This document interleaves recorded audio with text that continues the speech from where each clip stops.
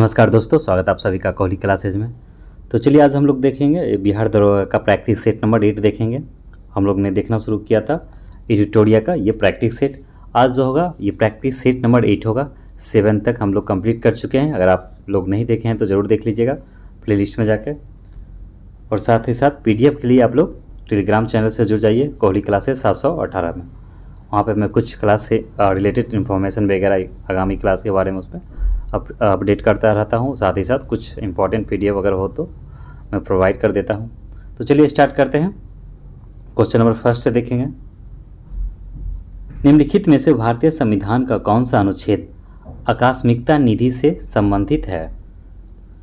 तो जो emergency fund से संबंधित है ये कौन सा हो जाएगा? आर्टिकल 267 हो जाएगा, अनुच्छेद 267। अगर 265 की बात करें तो 265 में क्या है? तो 265 में है बिना मतलब एक्ट बनाए हुए, बिना कानून के कोई भी क्या करेगा सरकार, वो टैक्स अध्यारोपित नहीं कर सकता है। और साथ ही साथ 266 हो गया। तो 266 में उल्लेख है संचित निधि और लोक लेखा संबंधित है। चलिए आगे बढ़ते हैं।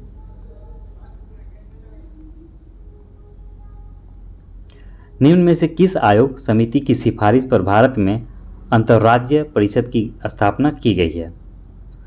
तो निम्नलिखित में से किस आयोग या समिति की सिफारिश पर भारत में अंतर्राज्यीय परिषद की स्थापना की गई है? तो यह सरकारिया आयोग। आंसर क्या हो जाएगा? ऑप्शन नंबर डी हो जाएगा। चलिए, कौन से संविधान संशोधन अधिनियम द्वारा मतदान की आयु को 21 वर्ष से घटाकर 18 वर्ष किया गया?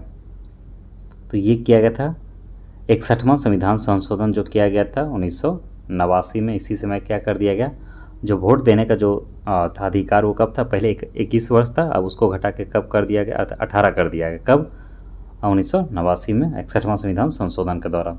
और उस समय राजीव गांधी प्राइम मिनिस्टर थे।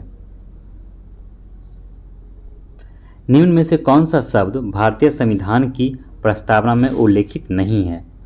तो इनमें से कौन सा शब्द है जो भारतीय संविधान की प्रस्तावना में उल्लेखित नहीं किया गया? तो देखिए, संघीय, इसका कहीं भी उल्लेख नहीं किया गया। अगर आप लोग पढ़िएगा तो जिसे प्रस्तावना, तो हम भारत के लोग भारत को एक संपूर्ण प्रभु संपन्न समाजवादी, तो उसमें ये संघीय का चर्चा नहीं किया गया।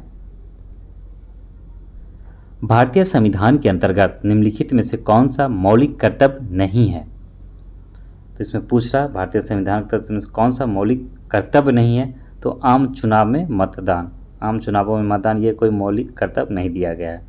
इसका आंसर क्या हो जाएगा? इसका आंसर हो जाएगा ऑप्शन नंबर डी हो जाएगा। चलिए आगे बढ़ते हैं। क्वेश्चन नंबर 6 देखेंगे। तो टोटल कितना मूल कर्तव्य है?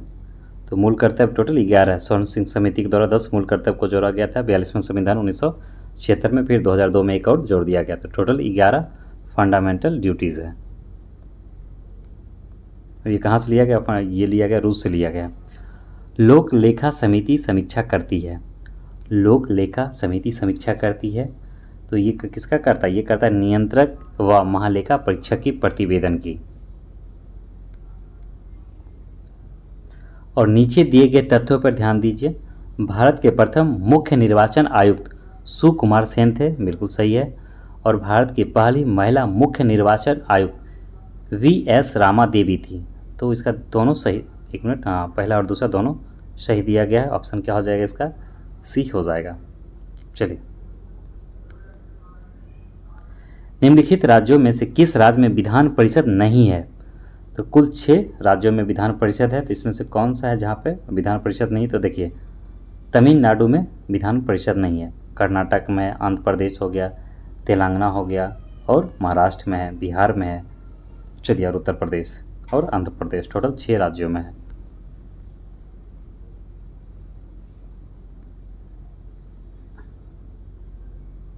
निम्नलिखित में से कौन हिंदुस्तान रिपब्लिक एसोसिएशन के संस्थापक नहीं थे? मतलब संस्थापक सदस्यों में से एक नहीं थे।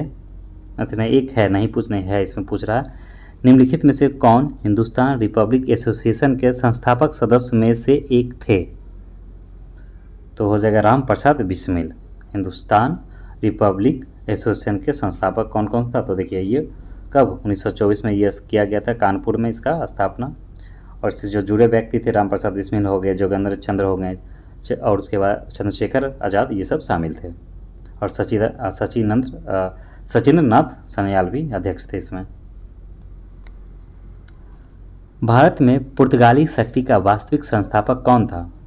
तो भारत में पुर्तगाली शक्ति का अगर वास्तविक संस्थापक पूछा जाए तो कौन सा हो जाएगा? ये हो जाएगा अल्बुकर्क हो जाएगा। इसका आंसर क्या हो जाएगा? बी हो जाएगा। ब्रिटिश भारतीय राज्य क्षेत्र का अंतिम मुख्य विस्तार हुआ था।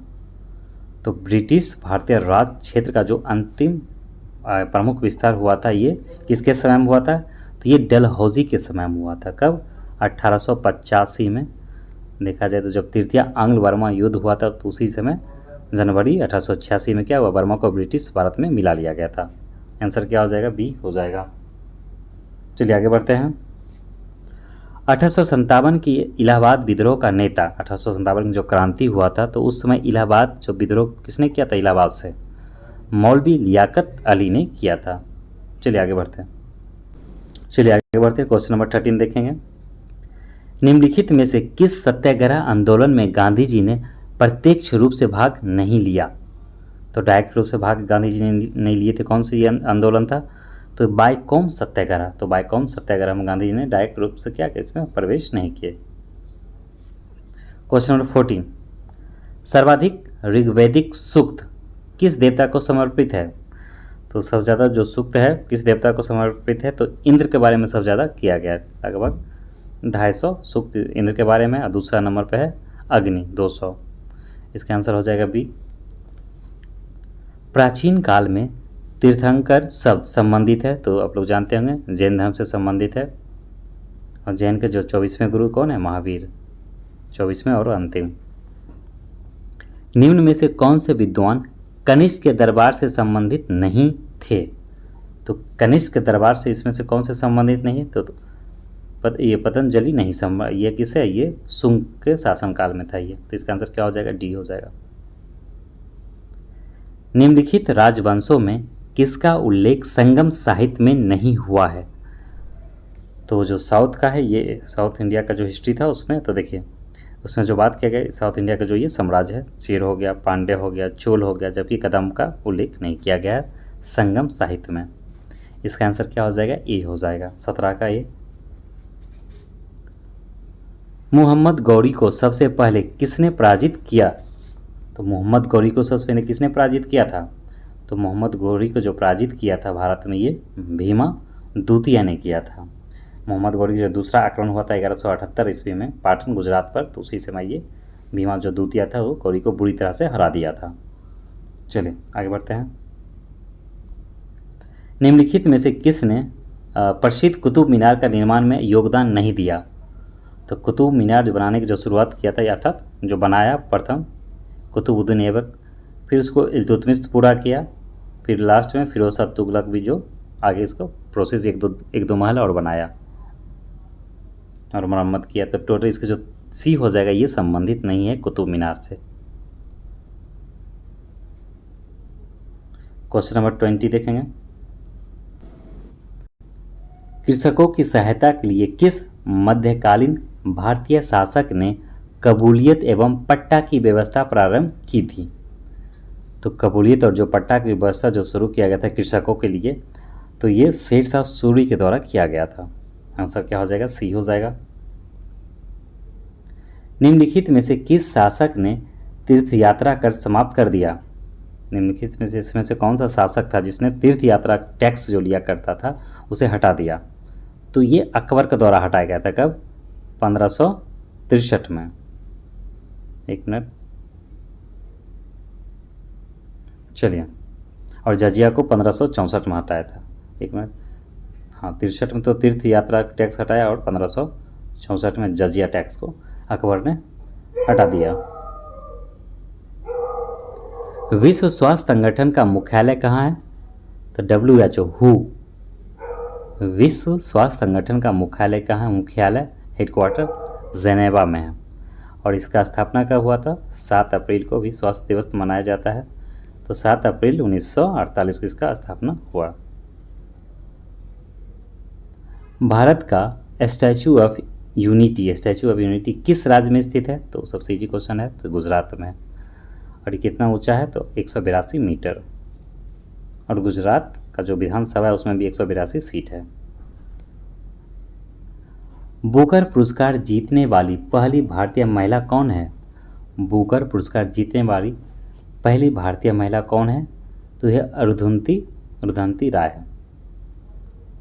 अरुंधति राय, इसका आंसर क्या हो जाएगा? सी हो जाएगा। इन्होंने कब जीता था ये बुकर पुरस्कार? तो ये 1997 में।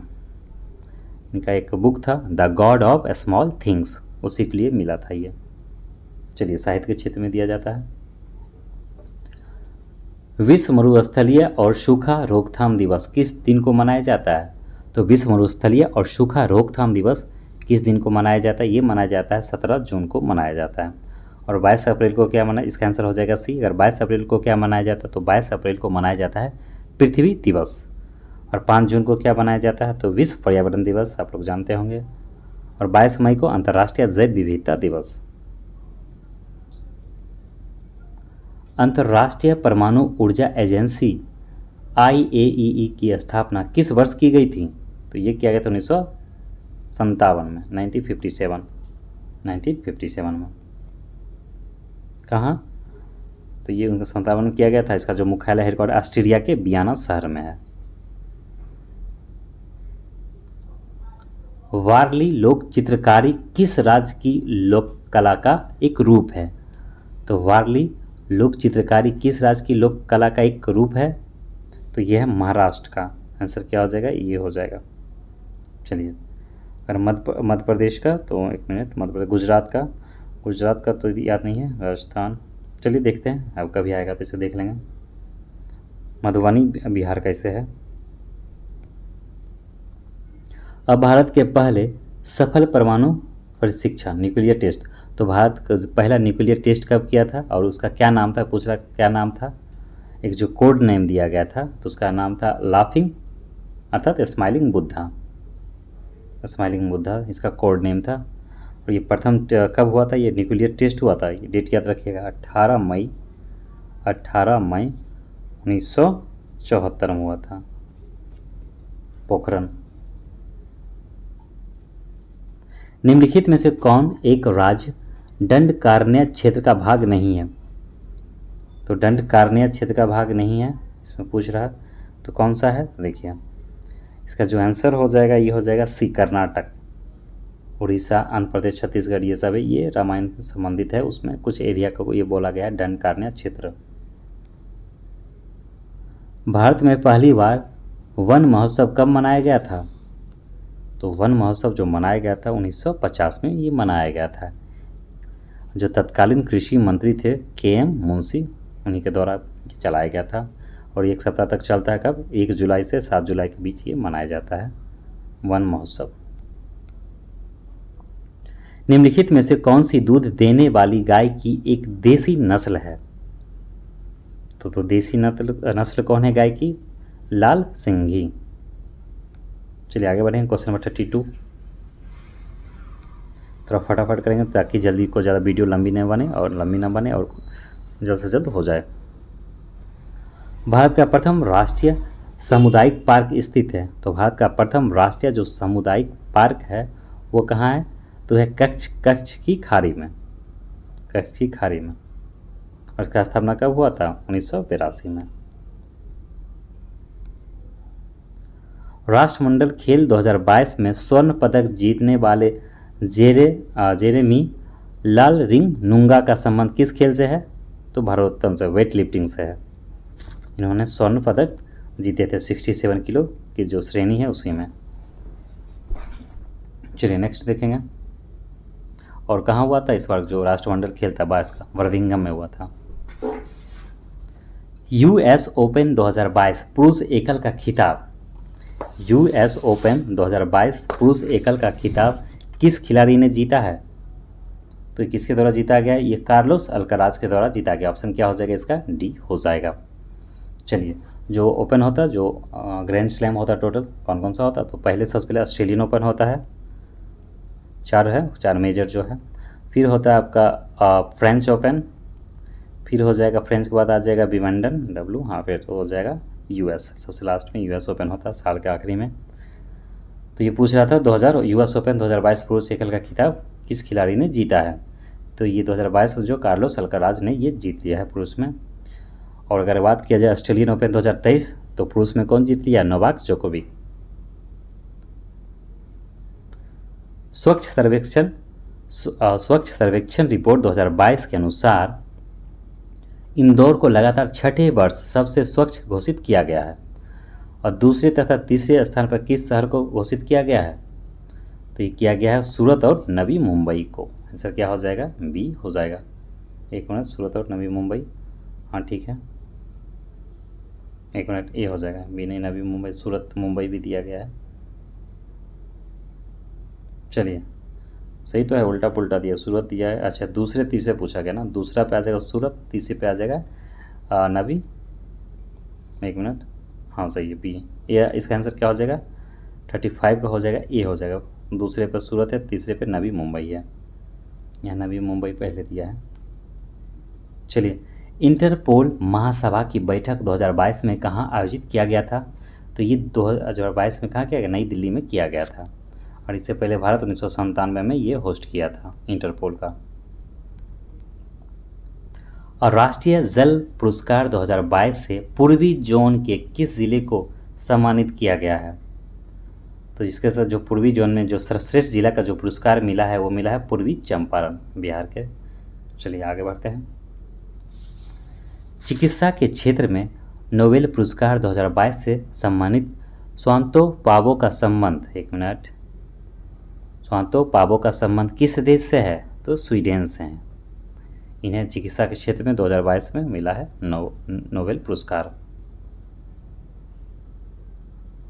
उदार शक्ति सैन्य अभ्यास का आयोजन भारत तथा किन देश के मध्य आयोजित किया गया है। तो भारत और मलेशिया के बीच ये मलेशिया में हुआ था उदार शक्ति सैन्य अभ्यास। अंतर्राष्ट्रीय बौद्धिक संपदा सूचकांक 2022 में भारत का स्थान कौन सा है। तो जो भारत का स्थान है 43 है और प्रथम पे कौन है, फर्स्ट में अमेरिका है। ये US चैम्बर ऑफ कॉमर्स के द्वारा जारी किया जाता है, international intellectual property index. Leave no one behind, leave no one behind विषय के साथ ये थीम रखा गया है के साथ 2022 में निम्नलिखित में से कौन सा दिवस मनाया गया है। तो ये मनाया गया था विश्व खाद्य दिवस मनाया गया था। कब मनाया जाता है प्रत्येक साल, ये 16 अक्टूबर को ये मनाया जाता है। चलिए आगे बढ़ते हैं। सालबुग वेटलैंड रिजर्व किस राज्य या केंद्र शासित प्रदेश में स्थित है। तो सालबुग जो वेटलैंड रामसर साइट है ये किस देश में किस राज्य अर्थात केंद्र शासित प्रदेश में स्थित है। तो ये जम्मू कश्मीर में है और ये 75वां रामसर साइट है भारत का। आर्द्र भूमि, और आर्द्र भूमि दिवस कब मनाया जाता है, प्रत्येक साल 2 फरवरी को मनाया जाता है, रामसर साइट है। भारत सरकार ने 200 करोड़ वैक्सीन डोज का लक्ष्य कब प्राप्त किया है। तो ये किया गया था 17 जुलाई 2022 को कर लिया था। और शुरुआत कब हुआ था भारत सरकार के द्वारा, तो 16 जनवरी 2021 को हुआ था इसका शुरुआत। सबसे बड़ा एक महान देखा जाए तो सबसे बड़ा दुनिया का सबसे बड़ा कोविड टीकाकरण कार्यक्रम था ये। वित्तीय वर्ष 2022-23 में कितने रोपवे परियोजना की शुरुआत करने की घोषणा की गई है। तो 8। तमिलनाडु सरकार ने किसके जन्मदिन को समानता दिवस के रूप में मनाने की घोषणा की है। तो डॉक्टर BR अम्बेडकर जन्मदिन पर कब मनाया जाता है, 14 अप्रैल को उनका बर्थडे है, 1891। चलिए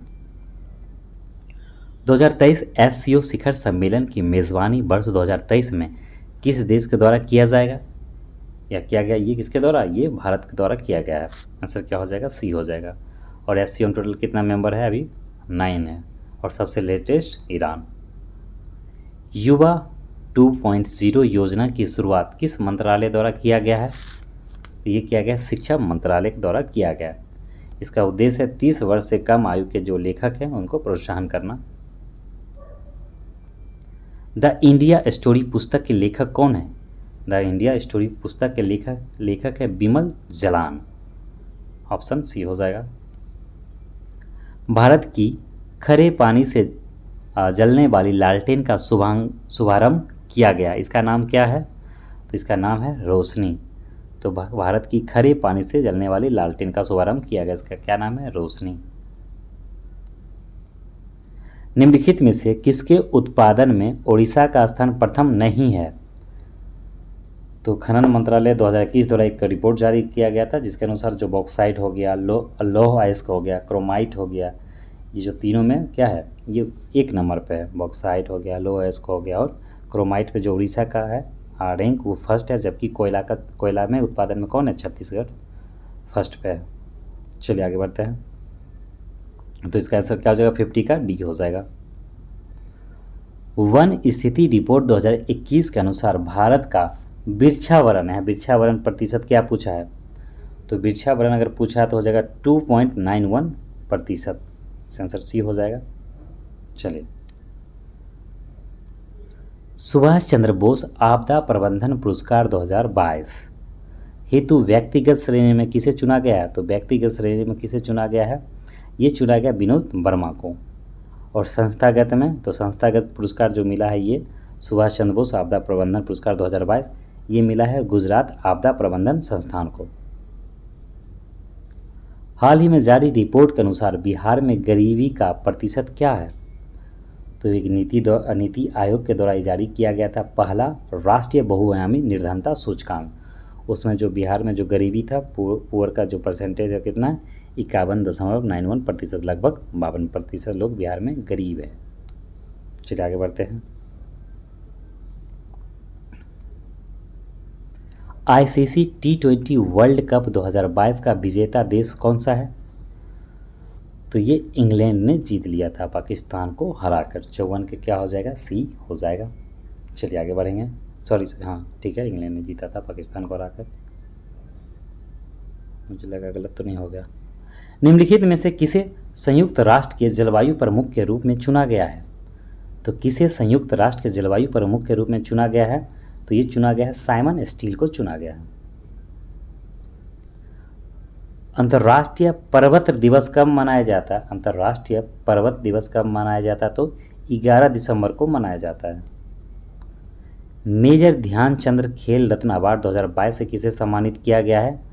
शरत कमल अंचत को किया गया, अचंता को किया गया, शरत कमल अचंता।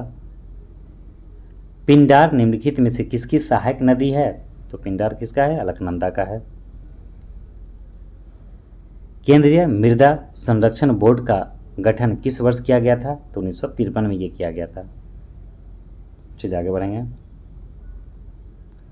प्रमुख एल्युमिनियम कंपनी नाल्को की स्थापना किस देश के सहयोग से किया गया था? तो फ्रांस के साथ ये किया गया था, जबकि बाल्को का रूस के, माल्को इटली, वेदांता जर्मनी, वेदांता याद होगा जर्मनी के साथ किया गया, मतलब जर्मनी की सहायता से किया गया, और हिंडाल्को यूएसए के द्वारा।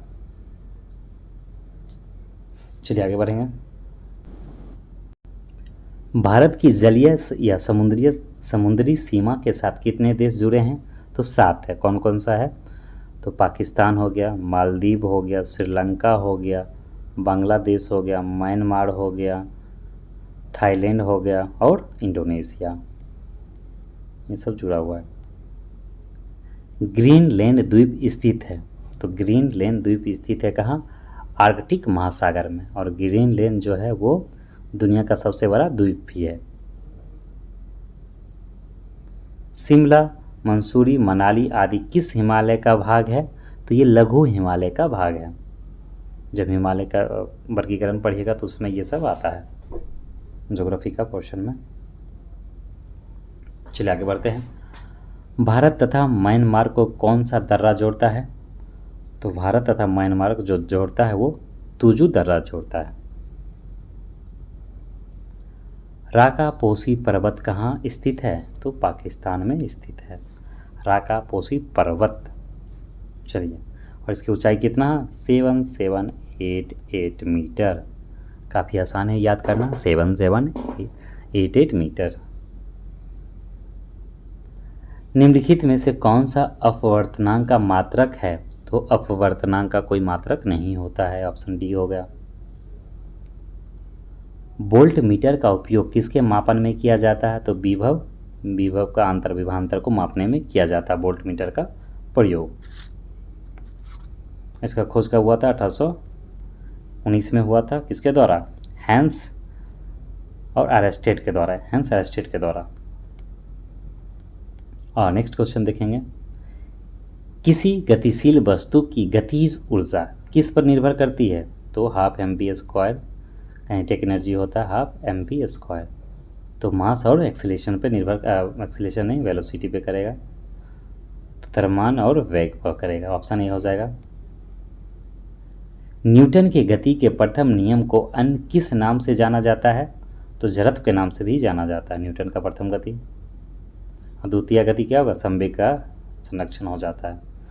द्वितीय गति जो संवेग का होता है वो द्वितीय से डिफाइन होता है संवेग का नियम।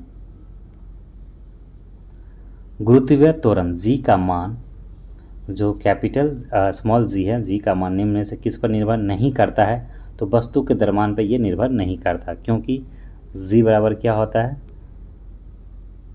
जी हो गया M of earth, mass of earth और रेडियस हो जाएगा किसका? अर्थ का। तो किस पर निर्भर नहीं कर रहा? वस्तु के द्रव्यमान से कोई लेना देना नहीं है। जबकि पृथ्वी के द्रव्यमान पर निर्भर करेगा, गुरुत्वीय स्थिरांक जी पे करेगा और पृथ्वी की त्रिज्या पे भी करता है। यदि एक तरंग वेव की आवृत्ति बढ़ती है तो इसकी तरंग दैर्घ्य वेव लेंथ पर क्या प्रभाव पड़ेगा? तो वेव लेंथ कम हो जाएगा। अगर आवृत्ति बढ़ाएगी ऐसे से बढ़ जाएगा तो जो वेव लेंथ है तो वो कम हो जाएगा। यहाँ पे देखिए, अगर आवृत्ति कम है तो वेव लेंथ बढ़ रहा है। चलिए, तो वेव लेंथ क्या हो जाएगा? इसका तरंग दैर्घ्य पर क्या प्रभाव पड़ेगा? तो घटती है। ऑप्शन क्या हो जाएगा? अब बी हो जाएगा, 71 का बी। ऐसे भी हम लोग अगर देखें फार्मूला से, वेग बराबर क्या होता है? आवृत्ति इंटू लैम्डा वेवलेंथ। किसी दर्पण के वक्रता की फोकस दूरी तथा त्रिज्या के बीच क्या संबंध होता है?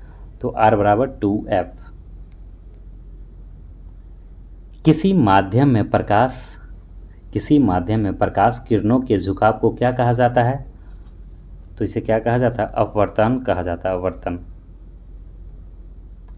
प्रतिरोधकता का व्युत्क्रम को क्या कहा जाता है? प्रतिरोधकता का व्युत्क्रम को क्या कहा जाता है? चालकता।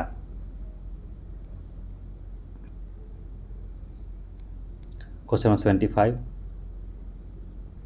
किसी वैज्ञानिक ने यह सुझाव दिया था कि किस वैज्ञानिक ने यह सुझाव दिया था कि तत्वों के प्रतीक को तत्व के नाम के एक या दो अक्षर से बनाया जा सकता है?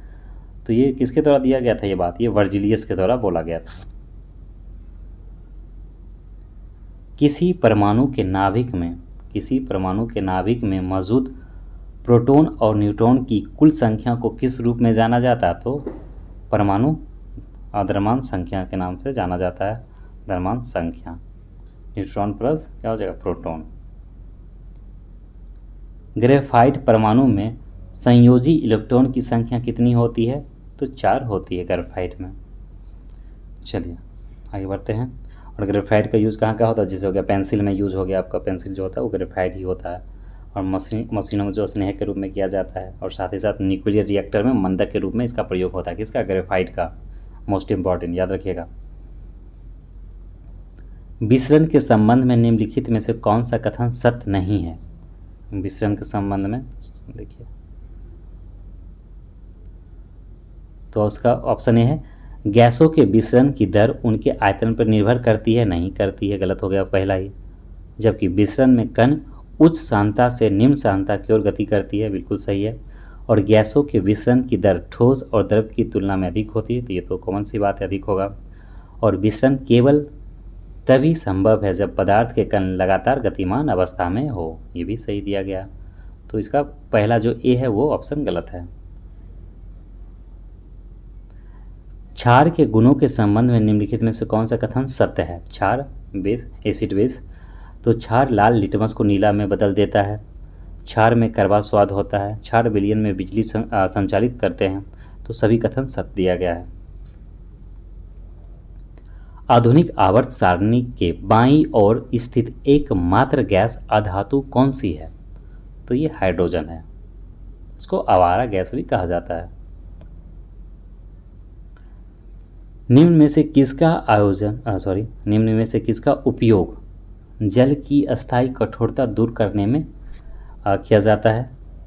तो ये बेकिंग सोडा का यूज़ किया जाता है। बेकिंग सोडा नहीं हो, ये तो खाने में होता है। इसका अस्थायी कष्ट तो ये हो जाएगा धोवन सोडा हो जाएगा, धोवन सोडा, सोडियम कार्बोनेट हो जाएगा। चलिए, निम्नलिखित में से किसे पानी में घोलने पर जिप्सम में परिवर्तित हो जाता है? तो किसे पानी में घोलते हैं तो वो जिप्सम बन जाता है। तो ये कैल्शियम सल्फेट हेमीहाइड्रेट जो होता है उसको पानी में जब घोलते हैं तो वो बन जाएगा क्या? जिप्सम। सी हो जाएगा। एक मिनट देखिए, इसका अगर हम लोग सूत्र लिखते हैं CaSO4 हाफ, जल का अणु आधा लिए और फिर इसमें जल मिला दिए तो क्या बन गया? CaSO4 डॉट 2H2O, जल का 2 अणु, ये हो गया जिप्सम। चलिए आगे बढ़ेंगे। क्वेश्चन नंबर 83, स्टेनलेस स्टील बनाने के लिए निम्नलिखित में से किस धातु को क्रोमियम के साथ मिलाया जाता है? तो निकल और लोहा को मिलाया जाता है, निकल और लोहा को, आयरन और निकल को। निम्न में से कौन सा मरकरी का अध्ययन से संबंधित है?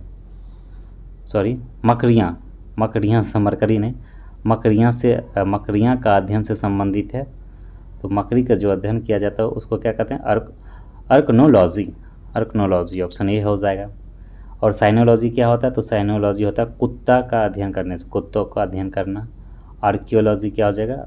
आर्कियोलॉजी होगा मानव संस्कृति का विकास का क्रम का अध्ययन करना। और एपिकोलॉजी, तो एपिकोलॉजी होता है मधुमक्खियाँ का अध्ययन से। पेशी ऊतक कितने प्रकार की होती है? तो पेशी ऊतक 3 प्रकार की होती है, रेखीय पेशी ऊतक, अरेखीय पेशी ऊतक और हृदय पेशी ऊतक। एक ही प्रजाति की विभिन्न आबादियों के बीच की आनुवांशिकता भिन्नता को क्या कहा जाता है? तो उसे कहा जाता है आनुवांशिक विविधता। जंतु का सबसे बड़ा समूह है ऑर्थोपोडा, इसमें हम लोग भी आते हैं। चलिए आगे बढ़ते हैं। ऑर्थोपोडा। स्तनधारियों के हृदय में कितने प्रकोष्ठ अर्थात कितने कोष्ठ होते हैं? तो 4 होते हैं। ऑप्शन क्या हो जाएगा? डी हो जाएगा। सेब के फल में लाली का क्या कारण? तो सेब लाल जो होता है वो किस वजह से होता है सेब लाल? तो उसमें होता है एंथ्रोसाइनिन। तो जो एप्पल होता है एंथ्रोसाइनिन की वजह से वो लाल होता है। और टमाटर होता है लाइकोपीन की वजह से। चलिए आगे बढ़ता है। हल्दी का जो रंग होता है, हल्दी का जो पीला पीला, वो जेंथ्रोफिल के कारण होता है। जीवन चक्र की दृष्टि से पौधा का सबसे महत्वपूर्ण भाग है? तो पुष्प है। जीवन चक्र की दृष्टि से पौधे का सबसे महत्वपूर्ण भाग उसका पुष्प होता है, फ्लावर। सूची 1 को सूची 2 से मिलाना है। तो सबसे छोटा बीज कौन सा है? आर्किड। सबसे छोटा गुणसूत्र, तो सबसे छोटा गुणसूत्र हो जाएगा किसका? शैवाल का। और साथ ही साथ अगर बोला जाए तो सबसे छोटा पुष्प, तो सबसे छोटा जो पुष्प है वो कौन सा है? बुल्फिया। और सबसे छोटी कोशिका ग्लेसिस्टिक, ये कौन सा हो जाएगा? Option number mycoplasma. तो इसका आंसर क्या हो जाएगा? ये हो जाएगा। पहला का तीसरा, दूसरा का फर्स्ट, तीसरा का सेकेंड और चौथा का फोर्थ। चलिए आगे बढ़ते हैं। निम्नलिखित में से किस समिति का संबंध मुद्रा आपूर्ति की अवधारणा से है? किस समिति का? इस समिति है वाई.वी. रेड्डी समिति। वाई.वी. रेड्डी समिति का संबंध ये 1998 में हुआ था, इसका गठन किया गया था। तो ये मुद्रा आपूर्ति की अवधारणा से संबंधित है। रुपए की परिवर्तनीयता का क्या तात्पर्य है? तो रुपए की परिवर्तनीयता का यह तात्पर्य है कि रुपए का अन्य मुद्रा में परिवर्तन करने हेतु अनुमति। ऑप्शन बी हो जाएगा।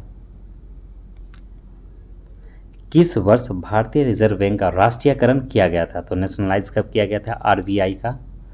ये किया गया था 1949 में किया गया था। 1 जनवरी 1949 में राष्ट्रीयकरण किया गया था किसका, आरबीआई को। जबकि आरबीआई का स्थापना कब हुआ था, 1 अप्रैल 1935 में। आरबीआई एक्ट 1934 का है। हिल्टन एंड यंग के द्वारा ये किया गया था सिफारिश।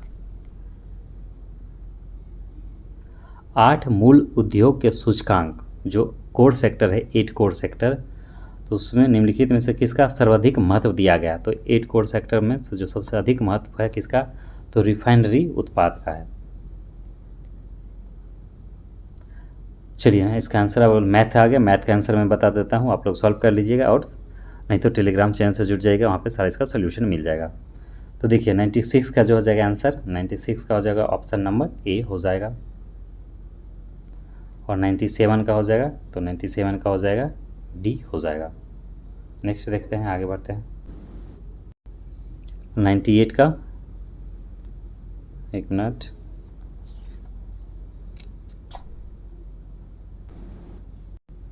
नाइन्टी सेवन का डी होगा, 98 का हो जाएगा बी,